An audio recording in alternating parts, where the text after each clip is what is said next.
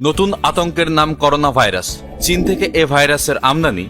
যে গতিতে করোনা ভাইরাসের আক্রান্ত ও মৃতের সংখ্যা বাড়ছে তা সামাল দিতে কড়া চ্যালেঞ্জের মুখে পড়েছে চীনের স্বাস্থ্য মন্ত্রক। চীনের জাতীয় স্বাস্থ্য কমিশন স্বীকার করেছে এই ভাইরাস সম্পর্কে এখনো বেশি কিছু জানা যায়নি। তবে চিন্তার বিষয় হলো চীনের দেওয়াল পেরিয়ে করোনা ভাইরাস খুব দ্রুত ছড়িয়ে পড়ছে Thailand, Vietnam, Nepal, Bhutan, France ও আমেরিকা। সবচেয়ে চিন্তার বিষয় হলো ভারতবর্ষের কলকাতা ও দিল্লিতে এবং বাংলাদেশে কিন্তু এই ভাইরাসের আতঙ্ক দিন দিন ছড়িয়ে পড়ছে।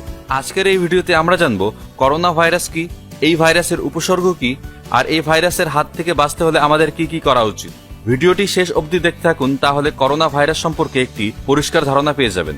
আর এই ভাইরাস সম্পর্কে যদি আরো কিছু জানতে চান তাহলে অবশ্যই কমেন্টস করে জানান। সো আর দেরি না করে শুরু করা যাক। চীনের হুবেই প্রদেশের উহান শহরের সি ফুড মার্কেট থেকে এই ভাইরাসের উৎপত্তি। ইতিমধ্যে বিশ্বের 13টি দেশে এই ভাইরাস ছড়িয়ে পড়েছে। নেপাল ও ভুটানে সংক্রমণ দেখা দেওয়ায় ভারত ও বাংলাদেশের দিন দিন আতঙ্ক বাড়ছে, কারণ প্রতিদিন বহু মানুষ নেপাল ও ভুটান থেকে ভারত ও বাংলাদেশে আসেন। তবে ভারতের কলকাতা ও দিল্লিতে ইতিমধ্যেই কিন্তু সংক্রামিত মানুষের সন্ধান পাওয়া গেছে। আসলে চীনাদের পশু ও পাখির মাংসপ্রীতি কাল হয়েছে। চীনে অনলাইনে অর্ডার করলে ঘরে ঘরে পৌঁছে যায় শেয়াল, কুমির, নেকড়ে, সাপ, ইঁদুর, ময়ূর, সজারু ও উটের মাংস। মোট 112 ধরনের বন্যপ্রাণীর মাংস। এইসব পশুর মাংস থেকে এই রোগ ছড়িয়েছে। এক্সপার্টদের মতে নতুন সংক্রামক রোগের 70 থেকে 80% রোগ বন্যপ্রাণীর মাংস থেকে ছড়ায়। নোভেল করোনা ভাইরাস বলতে আসলে একই গোত্রের অনেকগুলো ভাইরাসকে বোঝায়। এই ভাইরাসগুলো খুব ছোঁয়াচে এবং এই ভাইরাসের গতি প্রকৃতি বুঝতে রীতিমতো হিমশিম খাচ্ছেন এক্সপার্টরা, কারণ চেনা উপসর্গের আড়ালে হানা দিচ্ছে এই ভাইরাস। মূলত করোনা ভাইরাসের প্রাথমিক লক্ষণগুলি হল শ্বাসযন্ত্রের সংক্রমণ, হাঁচি, কাশি, বমি, গলা ব্যথা, ক্লান্তি ও মাঝে মাঝে জ্বর। তবে বিজ্ঞানীরা বলছেন এই ভাইরাসটি দেহে ঢোকার পর সংক্রমণের লক্ষণ দেখা দিতে প্রায় 1 থেকে 15 দিন সময় লাগে। প্রথম লক্ষণ হচ্ছে জ্বর, তারপর দেখা দেয় শুকনো কাশি, এরপর শ্বাসকষ্ট দেখা দেয়। অসুখ আরো বাড়লে কিডনি পুরোপুরি নষ্ট হয়ে যেতে পারে। তবে বয়স্কদের ক্ষেত্রে হতে পারে নিউমোনিয়া, বিশেষ করে যাদের হৃদরোগ আছে ও রোগ প্রতিরোধ ক্ষমতা কম। এই ভাইরাস তাদের আক্রমণ করে সবচেয়ে বেশি। মূলত করোনা ভাইরাসের 6টি গোত্র চিহ্নিত করা হয়েছে যেগুলি মানুষের দেহে সংক্রমণ ঘটাতে পারে। সেগুলি হল 229E, NL63, OC43, HKU1।